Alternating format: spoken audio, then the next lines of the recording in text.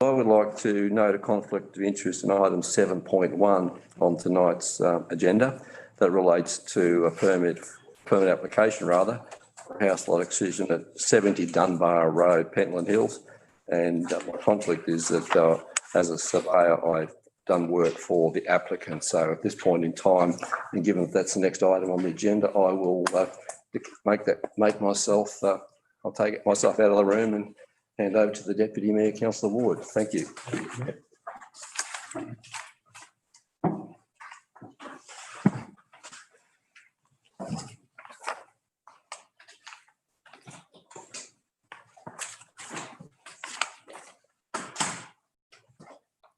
Councillors, we've had a late request from the applicant to defer this item tonight. Does any councillor wish to move a motion to defer this meeting? Councillor Tatchell? I'm happy to second. Second, Councillor Dudzik. All those in favour? Carried. Invite Tom.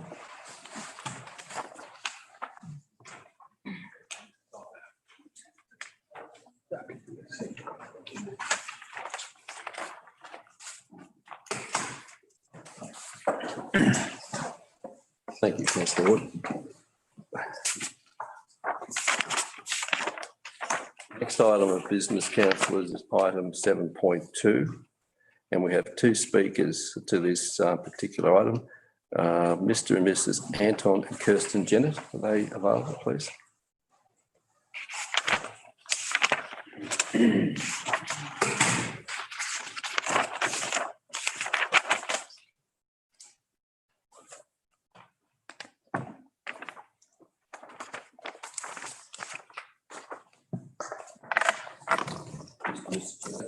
Who would like to go first? You? Okay. Please, if you could just introduce yourself and where you're from, and then you can just address the council if you wish. Good evening, Mayor, Council and committee members. My name is Kirsten Jonday, and this is my husband, Anton Jonday, and we live at 62 English Street on the west side of the proposed municipal multi-purpose scaffold.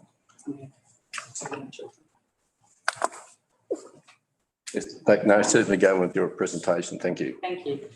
My family have lived in our home for many years and have enjoyed a very quiet and private lifestyle. We love being outdoors and spend the majority of our time in our backyard, where we use the full length of our property that runs from English Street to Simpson Street. Our children often play in the nude or semi-nude, as children do, in their backyard, and we feel comfortable at the moment knowing that we are private. With the multi-purpose building being built next door, we are concerned about our family's privacy, our security, and who is going to be using the building that will onto our children and our property. We have two objections that we expect to be added to the conditions to the planning permit. They are: 1, a 2 metre high timber paling fence from our property's existing surface. The fence needs to be the full length of our boundaries from English Street to Simpson Street.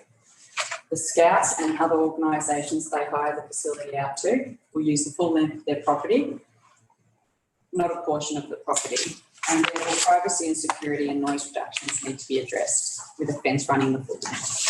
The Scouts have also stated they will use the grassed area for camps, nightly group activities and jamborees of 200 plus people attending and staying overnight on the site.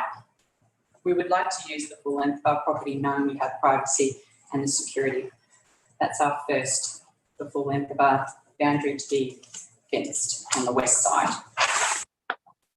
Number 2, the landscaping plans need to be amended to incorporate a group of screening native trees that have grown the growth height of at least 3 metres on the northwest corner of the Scout building, which is this area I've highlighted here. This will facilitate stopping visiting cars which park in the northern car park from looking directly into our bedroom, lounge and our kitchen. Our house has an elevated northern end and this way the screening trees will stop people looking into our windows and cars from shining their lights directly into our bedroom, laundry and kitchen. And that's our second request for landscaping amendments. Neither of these items are excessive or unreasonable and will help protect our privacy, security, noise levels and create a good neighbourly relationship. We expect that these are added as a condition to the planning permit. Thank you. Okay, thank you, Mr. John Day. Any questions of Mr. John Day? Councillor Dudsey, please. Can I have one of officers? Certainly. Through the mayor, there's been two requests there for amendments, a 2 metre high timber fence on the west side, as well as landscape plans amendment for screening trees. Is that not already in the conditions of this? Mr. CEO. Mr. Bessendale, please. Through you, Mr. Mayor. There is a requirement for a fence, but it's not for the full length of the property. It's also not an acoustic 2 metre high fence. And then the landscaping plan does not go into that specific detail. So it would be a council consideration for those conditions. Okay, thank you. Councillors, any other questions of Mr. or Mrs. Gentner? Okay, Mr. Gentner, you wish to speak, or was it just that your wife spoke? Oh, okay. No, that's fine. No, I certainly understand. Councillors, any other questions of? Okay, thank you very much for your presentation. Would you like to wait till council makes a decision? Thank you. Councillors, I'm in your hands. There is a recommendation. Another speaker. Oh, sorry, I beg your pardon. We do, John. Mr. Fish, who's online. Sorry about that. Do we have Mr. Fish online? John Fish? John, can you hear us? John? Do we have some sort of a technical problem? Just looking at it. Oh, okay. Should be there. John, There he is. John, you wish to speak to item 7.2 on tonight's agenda? Can you hear us? You may be muted, are you, or? The audio is disconnected. Oh, thank you.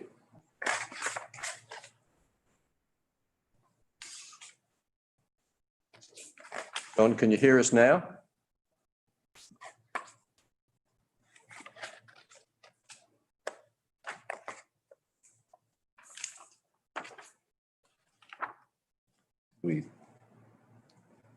John, can you hear us now? Yes, I can hear you. Thank you. Okay. Do you wish to just state who you are and where you're from, and then you can give your presentation, please. My name is John Fish from Mount Wallace. Okay, thank you. Yeah. And you're an objector to this item, so do you wish to speak now, please? Yes, thank you.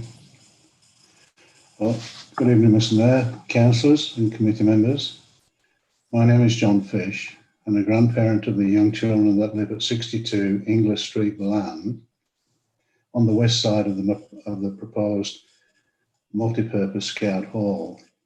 My wife and I are grandparents. As grandparents, request that the boundary fence between the two properties from English Street to Simpson Street be constructed at Scout's expense. This is to give us security and privacy from groups that would be using the new multi-purpose facility and ground facilities. The proposed fence that has been drawn on the plans does not cover the length of the boundary of the car park between the two properties from English Street to Simpson Street. Our grandchildren are young and play nude or semi-nude in their back garden, which stretches the full length of the two properties. This lack of privacy and security from groups using the Scout land, the grassed area and car parking will significantly affect our lifestyle and freedom of movement in their garden. We request that a 2 metre high timber paling fence be constructed with levels from our ground property level. This fence to be a condition of the planning permit. I think the Australian saying, good fences make for good neighbours, would be very appropriate for this fence. Thank you for giving me the opportunity to voice our concerns. Thank you, John. Councillors, any question of Mr. Fish? Okay. Do you have a question, Mr. Fish? No, Mr. I just want to move the item with some amendments. Thank you, Mr. Fish. Thank you for your presentation. So if you just stay online, council will deliberate on this. Thank you you. had to, Yes, I'd like to present the item with two extra amendments. I have this on tape, or type if it's easier, but okay, it's basically it'll be a 2 metre fence that covers the length of the property on the western side of the Scout Hall at 2 metres high, and that will give them the privacy that's required, because being that the back's going to be a car park. So, but if you like, I can give you a copy of it. sorry, councillor Tatchell, do the officers have a copy of that? No. Okay. Thanks. What if I just send it? That'd be good. Thank you very much. Well, the second item will be, we'll see if it gets past the move anyway. No, that's okay. Thank you. And then that a landscaping plan needs to be amended to incorporate a group of screening native trees that have a growth height of at least 3 metres on the northwestern corner of the Scout building. This will facilitate in stopping visiting cars which park in the northern car park from looking directly into the bedroom and lounge room and kitchen of the next door neighbour. The house is elevated at the northern end, and that's why the screening trees are required to stop people looking in the windows and cars shining lights through the bedroom and lounge room and kitchen windows. So if I forward this, well, do you want to see if it gets? Well, I'm just going to say, I'm happy to second. okay, councillor Dudzik, councillor Edwards. Question, if I may, Certainly. Mr Mayor. Just in relations to putting a fence requirement on a building permit on a property, does that break any rules in relation to there's some fencing is covered under the Act? Mr Bessington. I think I can get advice from Rob, but I think the Fencing Act more relates to responsibility and cost for fencing. But in this instance, it's a new development. It creates potential off-site impacts. So in order to mitigate those off-site impacts, there's conditions placed on permit, which are relevant to the proposed development. Councillors, we have a motion before us, an amended motion with the one that's in the business paper with those two other additions by councillor Tatchell and seconded by councillor Dudzik. Is that motion, that amended motion opposed? I've forwarded that, Mr Mayor, to Mr Bazidna, Yes. so that that can be copied verbatim if you like. Okay, thank you. So councillors are comfortable with that? Any dissent? I'll put that, all those in favour? It's carried. Thank you. Thank you, councillors. The next item is item 7.3. We have to speak, well, three people wish to speak. We have the applicant, Mr. Jordovic, and Mr. Poll, who wish to understand, wish to sort of.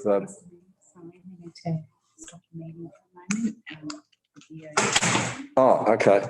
We have a technical meeting for a second whilst the technic, it's unfrozen. We good now? Okay. No, that's fine.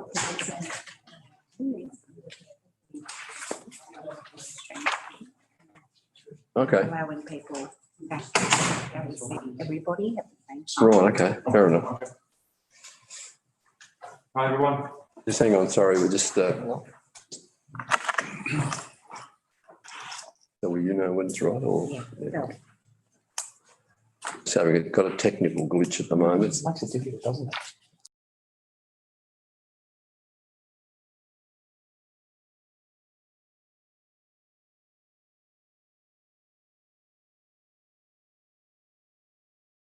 What's the matinee to say?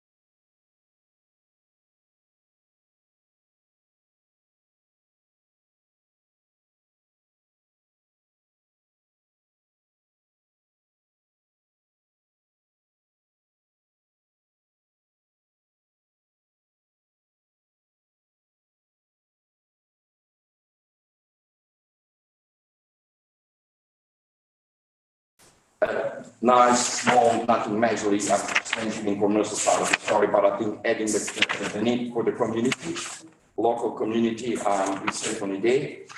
We propose to have 5 consulting rooms and a procedure room with a nice reception. The way we've actually laid out the shops, certainly some retail. If COVID wasn't there, even nowadays, I think it still certainly applies to have a little fish and chips, a nice cafe. The local residents will be there. And adjusting to the medical centre, certainly we thought a chemist would be a good, I guess. Time to have to wait till that resumes. So. Not anymore. Apologise for that. Lights to otherwise that people who are watching it online wouldn't be able to see what's happened if we don't stop the meeting. Because it's my last meeting. You just want to stick around. Last meeting, Felicia, God forbid, it's not your last meeting. You don't want this to be those last meeting, sure. Jesus, if you do.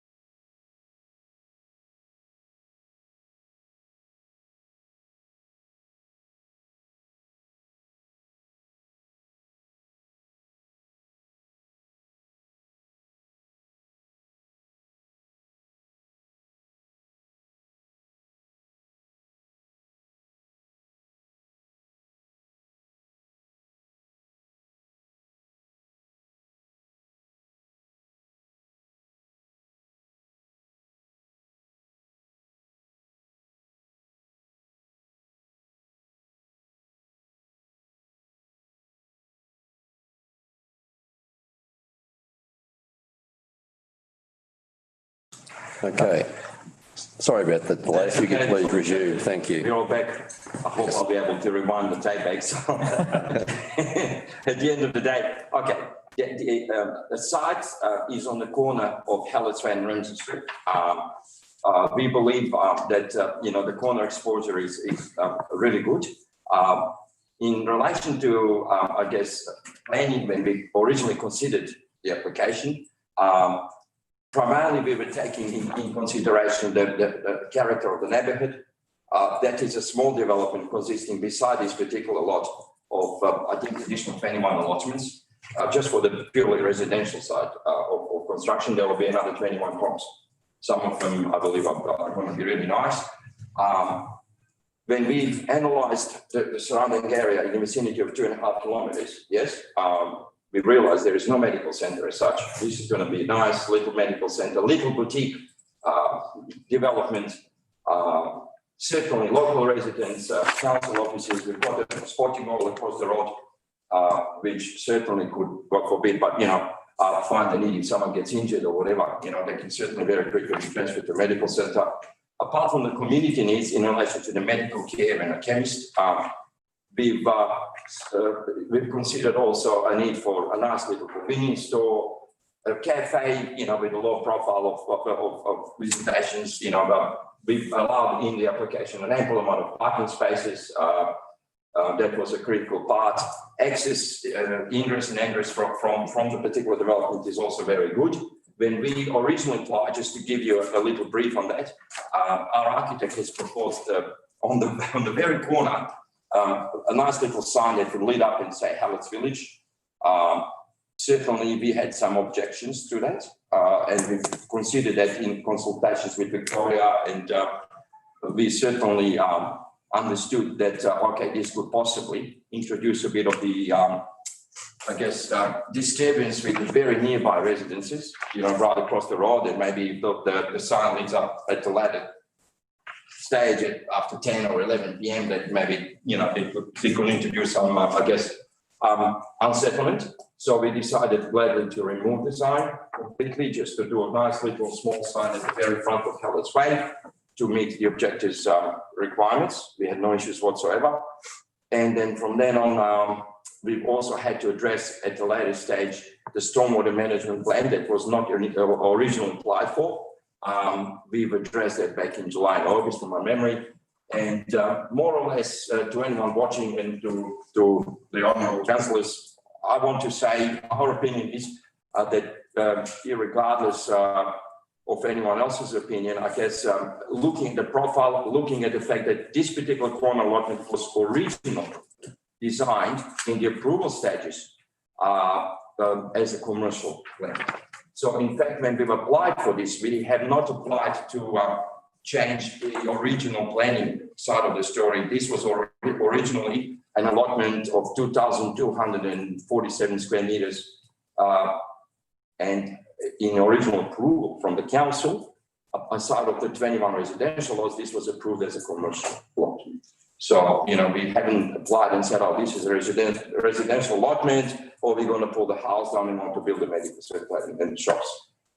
So more or less, I guess this is where we are. We are really sincerely hoping that everyone that is present here will take this on board. I'm pretty sure the people that are certainly very qualified, including Victoria Mack and Mr. Mark Howell, have originally supported this application. We worked very closely with them throughout the process, consulting and going backwards and forwards a couple of times, making sure that the planning requirements are met, as well as the design requirements are met. The neighbourhood character is certainly taken care of. It's not a massive building that is going to obstruct. It's almost unnoticeable, nice little boutique village development, pretty much. And certainly it can add a bit of the value to the local residents, to the councils, us. We can go across, have a nice little coffee. Mum's waiting for the kids, they can certainly go and also do that. Go to the local store, convenience store, or fish and chip store. I don't think it's actually making any disturbances. In fact, I strongly believe we are adding the value to nearby residents and the value to the whole community. Okay, thank you. In general. Thank you for that. Are there any Thank questions? you very much. Any questions of the presenters? Okay, if you'd like to just resume your seat over there. I'm just waiting. We have another speaker, Mr. Spiteri, who doesn't want to be on camera, so he's just going around the down there. Thank you.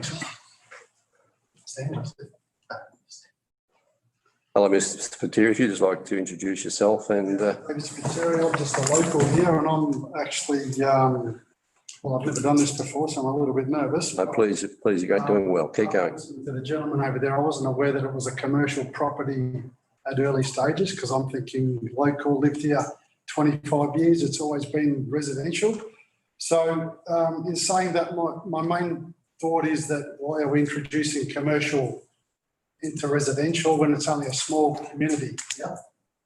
So that's the real key behind it. But when I think about it, medical centre, I just looked online before, we've got 2 medical centres that are roughly 3.8 kilometres away from here. Now, if you've lived here all your life, most of your life, like I have, 3.8 kilometres is not far to travel. We've got to get in our cars anyway because nothing's close. And I get the convenience, but you still got to get in your car.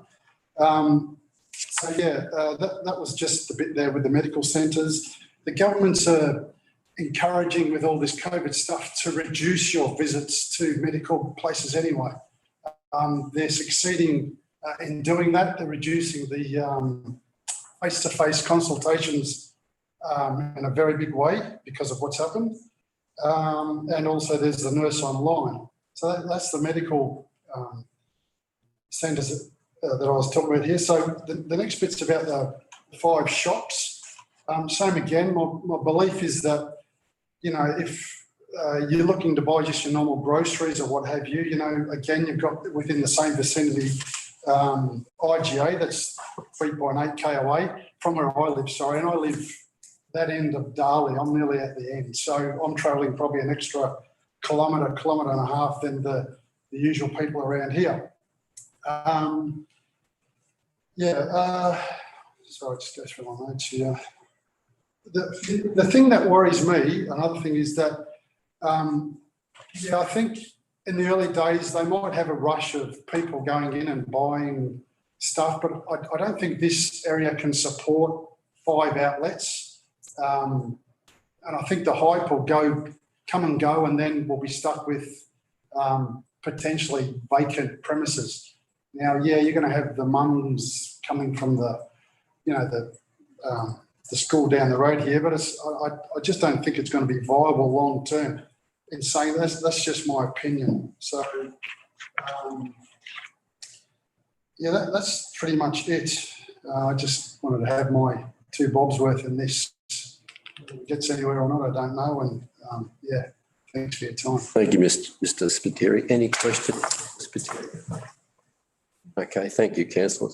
Councillor Tatchell. Just a quick one, if I may, Mr. Meek. Good day, Mr. Spiteri. Just a quick question. You said that you're 3.8 kilometres away from this development, is that right? No, I'm 3.8 kilometres from the closest. From the closest medical centre. So there's IGA if you wanted to go grocery shopping. Yeah. You can get takeaway down there, and there's 2 medical centres across the road from each other. So how far away is this one from you? It's probably, I didn't actually use Google, but it's probably 2 kilometres from where I live. So 1.8K, which 95% of people are going to be driving, is not going to stop them from, going to a medical centre. So that's my point, is that you're going to get in the car regardless to go to the doctor, and the gentleman brought up there, if there's an injury here, you go to a GP, they send you to a hospital. So, they're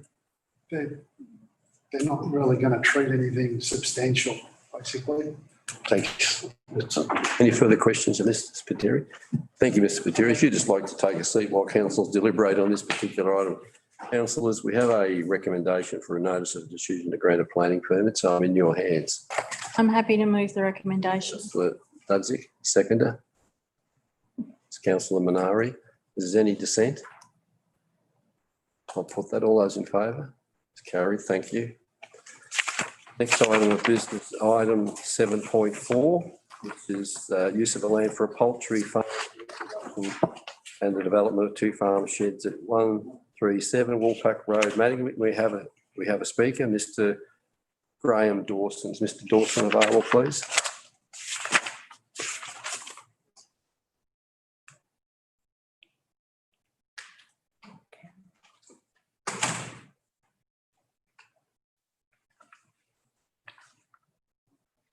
Welcome, Mr. Dawson. How are you? If you'd just like to introduce yourself and then you give your presentation, please. Short and sweet. Cameron Dawson from Moorabool Road, Backswash. This is for a free-range chicken venture. My free-range business started as a hobby in 2010. There's a big demand for fresh local eggs. Hindsight's a good thing. The farming plan that's been put forward has been big ag approved. And you live and learn. That's all I've got to say. Thank you, Mr. Dawson. Any questions of Mr. Dawson, councillors? Councillor? No? Okay. Thank you, Mr. Dawson. If you'd like to just take a seat whilst councillors deliberate on this item. Thank you. Councillors, we have a recommendation for a notice of decision with to grant a permit with conditions there. So I'm in your hands. I'd like to move the motion. Move Councillor Ward, a seconder. Councillor Edwards. Is there any dissent? I'll put that. All those in favour? It's carried. Thank you. Thank you, Mr. Ward. Mr. Dawson, sorry. Thank you. I was half right. Next item of business is item 7.5. Use and development of a dwelling in the facility shed with a farm in Tea Tree Road, Dunstown. Councillors, we have Councillor Tatchell has supplied an alternate recommendation. We have a speaker, Mr. Hayden, please, if he's available. Mr. Hayden, please. Sorry, if you could just introduce yourself and then give your presentation, please. Thanks, Mr. Mayor. And Councillor, sorry I'm running late. Relying on Monash freeway at any time. This evening, councillors, I act for alternative applicant Mabel White, who's a local girl of the Dunstown community, long-standing family in the Dunstown area. Mabel owns 2 lots on the edge of Dunstown Township. So the context is quite different, perhaps the normal farming type context that you might find. So it's edge of town context. Narelle owns 2 lots, which could be sold tomorrow. We talk about fragmenting rural land. Well, Narelle could tomorrow decide to just sell these lots off individually, and to me that's fragmentation. The application relies on consolidating the 2 lots into an 8 hectare minimum lot size, which is consistent with council's rural growth policy, which encourages on-site or on-farm living within this corridor of 8 hectares. So it complies with council's own growth strategy. Application's been advertised, no objections from any landowners, and importantly, councillors, no objections from Central Highlands Water, which is the water authority that strongly sort of has a lot of involvement with applications of this kind. So we think the context is important with this application. There is criticism in the council officer report about perhaps only 10 to 12,000 calves in this property, but there's a bit too much focus on that particular aspect of this application. The land is very productive, could be put to growing potatoes, flatlands, a range of agricultural pursuits. So it's not land that has to be farmed for cows and calves. It's good quality agricultural land and could be put to a number of uses. Councillors, we request the council to consider the application. We say is provides an acceptable and a reasonable planning outcome given the context of where the land sits. The house has been positioned right next door to the other house adjoining this property to make sure that as much agricultural land is left for farming, and also to perhaps avoid that conflict that you get between farming and houses. So deliberately the house is next to another house, which sort of means you've got sort of effectively 2 houses near each other, so you don't get perhaps those amenity issues that you get perhaps in a farming area. So councillors, we recommend that council consider an alternative motion to the one that has been put forward by the officer in the officer's report. Thank you, Mr. Hayden. Any questions of Mr. Hayden? Councillors, there is a recommendation on the business paper and there's been an alternate recommendation circulated. Everyone's got a copy of that. I'd like to move the alternative, my name, Mr. Mayor. Okay, councillors, anyone have a copy of the alternate recommendation that Councillor Tatchell is referring to, which is to issue a permit with conditions? I'm happy to second. Thank you, Councillor Dudzik. Are there any dissent? Councillor Edwards, Councillor Tatchell. Thanks, Mr. Mayor. I suppose this is exactly why Prime 173 agreements are probably becoming outdated. You can't live in the highest growth region and then have a lopsided growth policy where it makes it incredibly difficult for people to live in the rural sector. I know we've requested into the future a rural plan on rural living, but we need to be realistic about what farming is and what lifestyle is. And these type of small acreages are about lifestyle. The fact that this one is near Dunstown, is near Ballarat, which is basically a suburb of Ballarat, and it's on the edge right of the boundary. It's probably a perfect example. There was some complications with this. The 173 agreement that was put on this property was due to the Water Board, and they've since written the conditions to comply that makes the 173 agreement null and void. So in terms of what we want into the future, I think we're going to see more and more of this. And I think I think it's actually relevant. I mean, we can complain at one end that we've got overdevelopment, we've got too many people trying to squash into one area. And then we have another group of people that are looking for a lifestyle property to bring their families up. And nothing brought that home closer than the recent COVID thing where people were swarming to the bush, for that safety and the safety net of their children. And the fact that it's so close to Ballarat, and Ballarat's got an enormous growth area as well. They're some of the best schools in Victoria. And for the most part, I think people have realised that living in rural or semi-rural areas or peri-urban areas is very, very good for your family lifestyle. It's very good for our communities. And indeed, to bring another family into the Dunstan community could do nothing but good for the area. So whilst I understand the need to protect agricultural land, I also understand the paradox of it, that we can't make people farm. We simply can't make them farm. And I think that we need to take a common sense approach to it and start looking at these things as they come up on an item per item basis.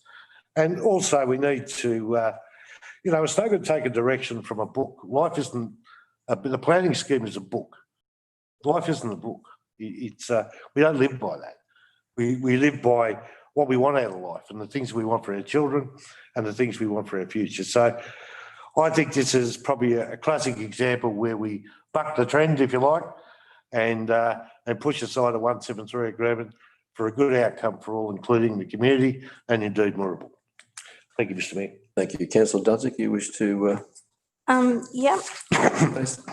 Rural lifestyle living is a valid choice, and I think it is accommodating the needs of our community. Moorabool is a diverse shire, and I think that we do need to consider different lifestyle livings, and also the suitability of the land for agriculture, whether or not this land is this the best use of the land? Is the land suitable enough that people can reap benefits from it? And would an additional property be of benefit to the community? And I think in this case it would. Thank you, Councillor Dudzik. Councillor Edwards. Thank you, Mr. Mayor. I can't disagree that rural lifestyle is a choice. That's absolutely true. But what I will say is that we need to make sure that we do this through proper planning processes. So this particular motion does two things. It combines land so we can improve farming, but then it puts a house on there so we can actually reduce farming. So there's all these unintended consequences. If we did a planning study of Dunstan, Bungaree, and we will in the future, I'm sure it's coming forward, maybe this will become residential land. But at the moment, it's farming land, and we should protect farming land in the peri-urban region. By allowing rural lifestyles, what we're actually doing is increasing the value of the land significantly, which means that those people who want to farm the land have less ability to buy the land to actually farm. So there's all these unintended consequences that without proper planning processes in place, we will end up having bad outcomes. In the future, we'll have a town boundary, I'm sure in Dunstan, as we've found with the market garden areas of Bacchus Marsh and some of the more rural areas of Balan, but we need to do the strategic work first. Right? The planning scheme at the moment says this is farming land. Maybe we'll change that. Maybe that will change, but now is not the time to be doing ad hoc changes in these areas. Let's do it through the proper processes that we have in council. Thank you. Thank you, Councillor. Councillor Ward, you had. Yeah, I tend to agree with Councillor Edwards. I think it would create a dangerous precedent and it would encourage other residents to consider doing something similar. So I'm in total agreement with Councillor Edwards. I would encourage us to do the growth framework for the Dunstan, Bungaree, Wallace area, potentially especially with the potential for sewage to come on. It may end up being residential, but at the moment it's farming land, and I think it creates a very dangerous precedent if we approve this. Okay, thank you. Any other councillors wish to speak for or against? No, Councillor Thatcher, do you want to wrap up, please? Yeah, thank you. Very well, Mayor. I just want to clarify a couple of things. One, I sympathise with planners. They have to deal with the book and they have to deal with the planning scheme. But I'd just like to note that the reason why this was initially rejected was because of a Section 173 agreement that had been put in place by the Water Board. It met our requirement in terms of the 8 hectares by joining the two properties together. So the argument here is not about the farmland. The argument here is about whether we overturn a 173 agreement or, which in this case, we've actually put conditions in that the Water Board agrees to. So it's not an argument about using farmland. I'd also like to make the point that the people that make this planting scheme, the closest they ever get to the bush is going to Connor to go and buy some strawberries. I mean, the reality is the people that are making these rules that are putting brackets around our planning scheme that are making it very difficult for recommendations to come to the DAC is because they have to deal with the book. But the reality is the bloke that catches the number 87 tram down to Cotton to buy the strawberries would know 2/3 of bugger all about what happens in rural Victoria, let alone the peri-urban. Yet he writes the law, he writes the rules that we have to stick to. So I just want to make sure that we're clear on this, that it met the 8 hectares that was required to build the house.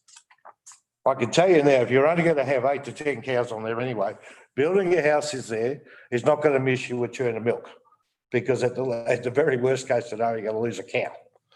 But the reality of this development is that we're trying to encourage rural families to live a rural lifestyle, a healthy lifestyle.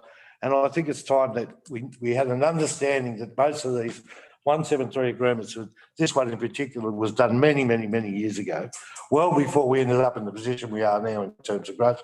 And God help us, imagine if Bacchus Marsh had had those controls back then. We don't have that situation, does sound today. That ground was cut up years and years ago. That horse has already bolted. It's already moved on. To suggest that a 7-8 hectare property is a farming property is ludicrous when we see what's happening today. Nobody is going to buy that parcel of land to increase their farming options across the road. It's not going to happen, not where it is today. That horse is well and truly bolted. I implore you, councillors, to understand this. The agreement was a 173 agreement that was put in place by the Water Board. The amendment or the amendment that we're doing, the alternative motion, is to satisfy exactly that agreement with the Water Board, which is exactly what the problem was in the first place. It already meets the 8 hectares. So I implore the councillors to have a good look at this and give it the nod, if you will, please. Thank you, Mr. Mayor. Councillor Tatchell.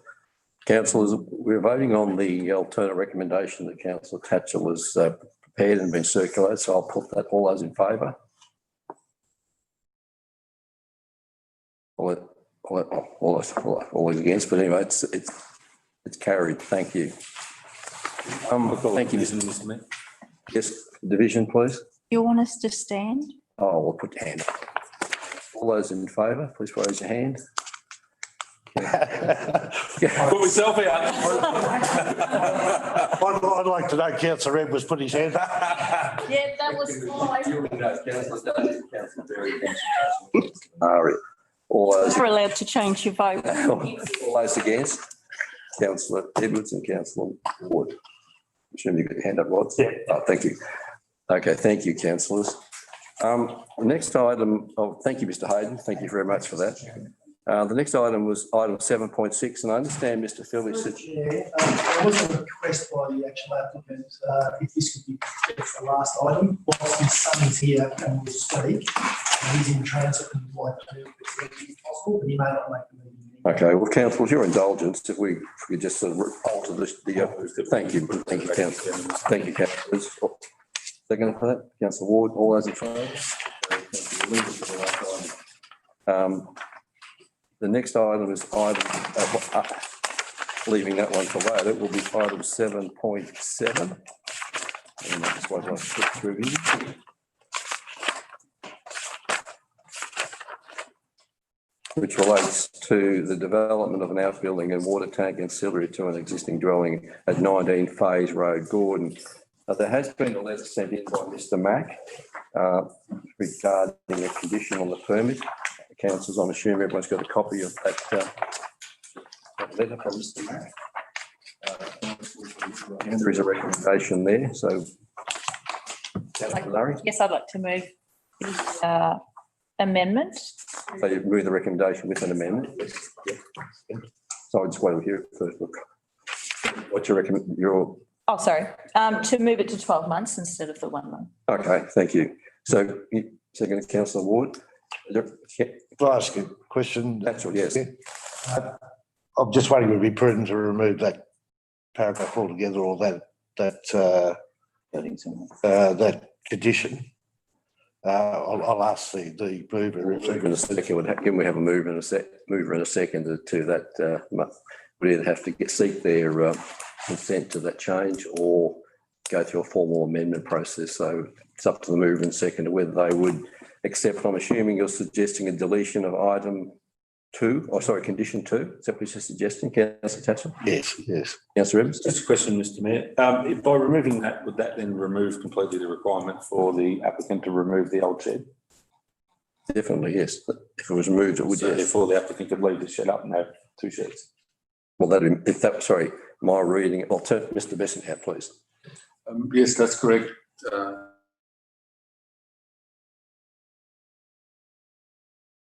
That it's replacing an existing shed, which is in a dilapidated condition. Okay. That's why that condition was initially put on. But technically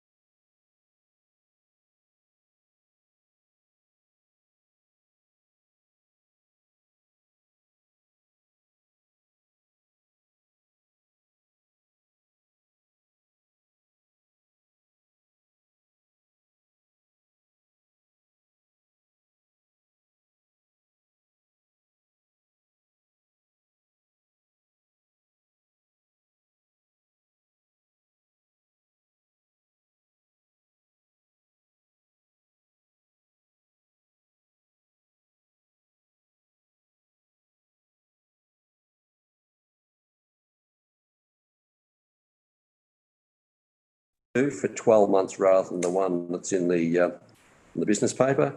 We had a view put by Councillor Tatchell that item be deleted altogether, and then we went down. So then it was up to the mover and seconder as to whether they would accept that. So really, I have to ask the mover and seconder, would they accept the deletion of item 2, or do you wish to retain it 12 months? I wish to retain the 12 months, Mr Mayor. Okay, all right. Okay, thank you for that. So councillors well aware as to what the recommendation is. So I'll ask, is any dissent? Put that, all those in favour? It's carried. Thank you, councillors. We finally got there. Award, sorry. The next item of business, item 8, use of land for a tradesperson depot at 15 Eden Crescent, Hopeton Park. And again, councillors, there is a recommendation there to refuse this application. So I'll give you hands. So moved, Mr Mayor. Move Councillor Edwards, seconder. Second, Councillor Tatchell. Is there any dissent? I'll put that. All those in favour? It's carried. Thank you. Councillors, as we sort of changed around the order of business, we'll now go back to item 7.6, which is the development of 3 offices in 1 dwelling and reduction of car parking spaces at 148C and 150 Inglis Street, Land. We have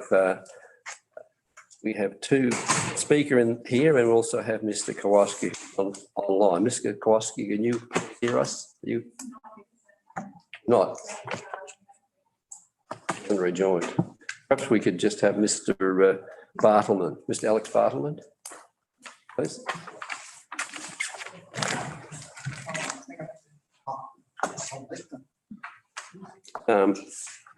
Mr. Merv Bartleman, you're going to speak instead of Alex. Do you please introduce yourself and then give your presentation, please. Merv Bartleman, I live at 7 Fiskin Street, the land. So, yeah, we put in these application. Well, first of all, actually, I'd like to congratulate all the new councillors. Well done. Enjoy your next 4 years. I'd also like to thank the council as well, because in this COVID, still don't have to rejig our business a little bit, and Julie from health really helpful, came and couldn't be nicer, so I really appreciate that. But we've been working on this since 2016, and from my perspective, I think it's important for the rest of the land.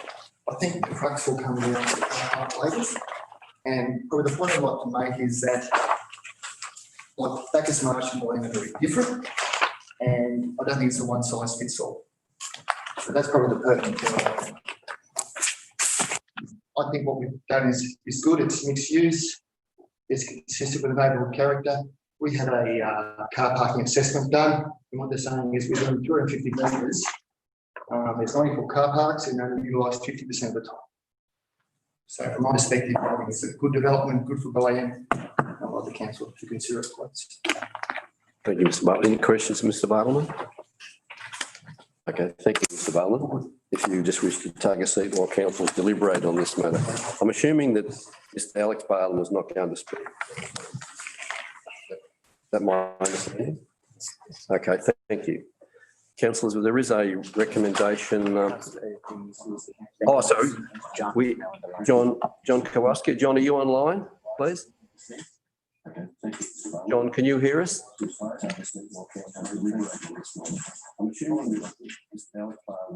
John, can you hear us? I can hear you, but I can hear, there seems to be another confused. Can you hear me?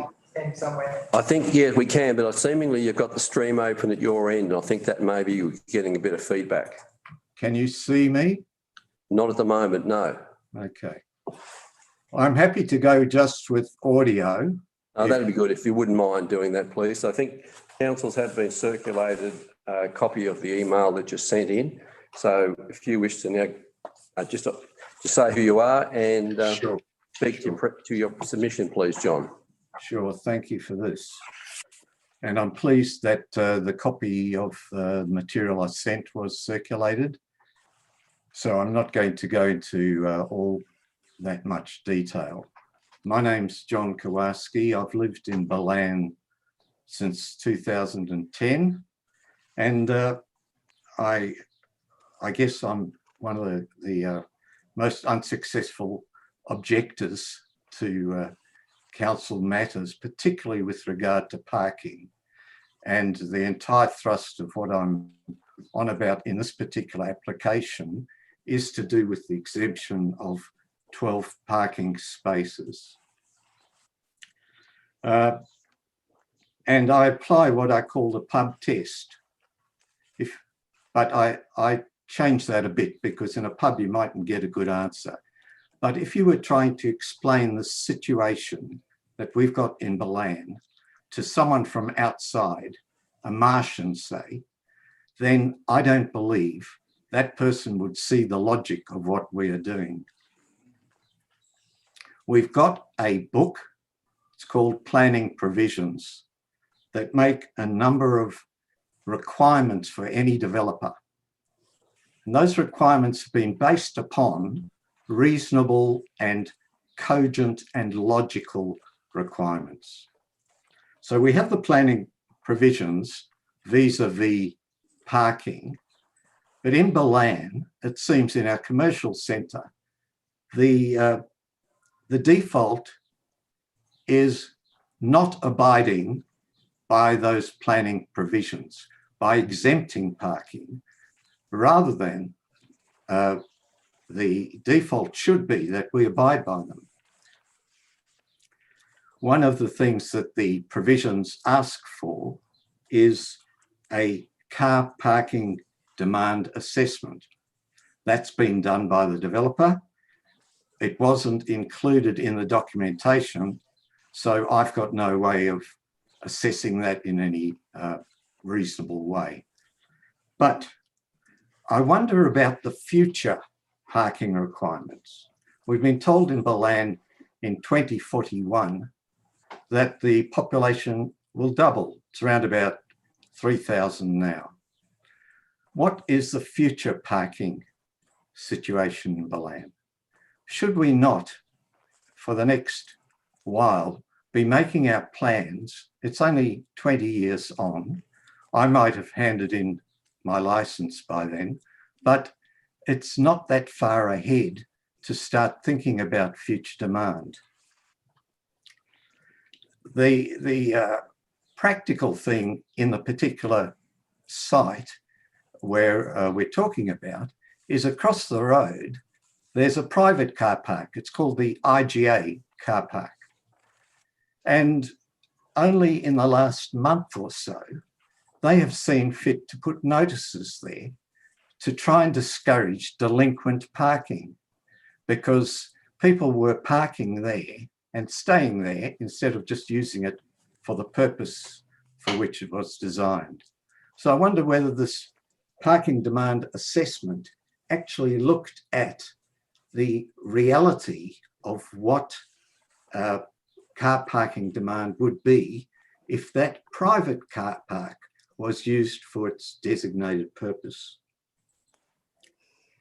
The planning provisions also give a detailed series of dot points that council must consider, as well as the parking demand assessment. I have not been able to go through all those points in the limited time I've had to see whether or not each of those has been addressed properly. But the response of the report is that the developer, it has been the word negotiated with the developer, that $24,000 will be paid for the privilege of exempting 12 car parking spaces. Now, my little bit of arithmetic in the submission I put in writing shows how illogical that is in terms of really addressing the societal cost to the Balan ratepayers. It's a privilege to be given an exemption from having on-site parking.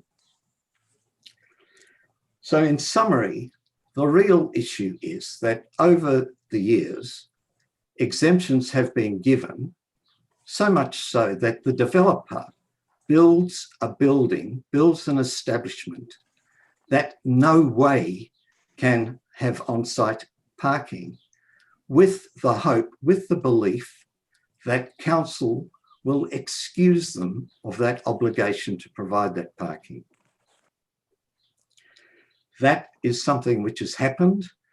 It happened for the tilt slab building next door to the hardware store.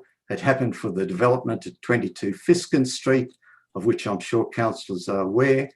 It's happened in many places in the commercial centre. This is time for this to stop. I ask the councillors, if they were trying to explain this to an outsider, how would they explain that we make these rules and then we habitually break them? It does not make sense. What must be done is that the default should be that we actually adhere to the rules that are put there for the very purpose of retaining the amenity of the township. And I thank councillors for their time in considering this matter. Thank you, John. Are there any questions of Mr. Kowalski? Okay, thank you. Councillors, we have a, thanks, have a recommendation. Councillor Edwards, yes, please. So in the submission, there was a discussion on that for offices, it's different to say if it become a restaurant. If you were to change to become a restaurant from offices, you would require a new permit, is that correct? Yes, Yes, Mr. that's Chair, fair. Yep, that's correct. So the short answer is yes, you would require a new permit. Okay, thank you. Yeah. That answer your question, Councillor Edwards? Yes, thank you. Are there any other questions? Councillor Ward, please. Yeah, just noting Mr. Kowalski's comments and concerns about the car parking assessment. I noticed in their information supplied to us, I suppose this is a question for the officers, the car parking assessment was submitted and it was reviewed by council officers, which confirmed there was sufficient on-street parking to meet demand. Is that correct? Mr. Besenham, yes. It's my understanding that when we put application to advertising, all the supporting documentation, including that car parking assessment, was made public. It was circulated to all the departments. It was assessed by traffic and transport engineers as well. Okay, thank you. Any other questions, Councillor Tatchell? To move the recommendation. Okay, we have, is there no other questions before, no other questions of councillors? Okay, Councillor Tatchell, you want to move the recommendation of business? Okay, Mr. Mayor, yes. Please, okay. Is there a seconder for that? Councillor Ward, is there any dissent? I'll put that, councillor. All those in favour? It's carried. Thank you. The next item of business is item 8, update on trends and issues and other matters. Mr. Besenham, is there anything you want to speak to on that, please? No? Okay, very good. Next item is item 9, process forward and work program. Nothing to all right, very good. Update on VCAT decisions. Don't ruin our run now. We're nothing to report. No. Okay, thank you. Other business. Any other business? Council, any other business of council? Okay. Next date of our next meeting, which will take us over to 2021, I suspect. 3rd of February. Okay. Councillor, before I close the meeting, I'd just like to thank everyone for their support.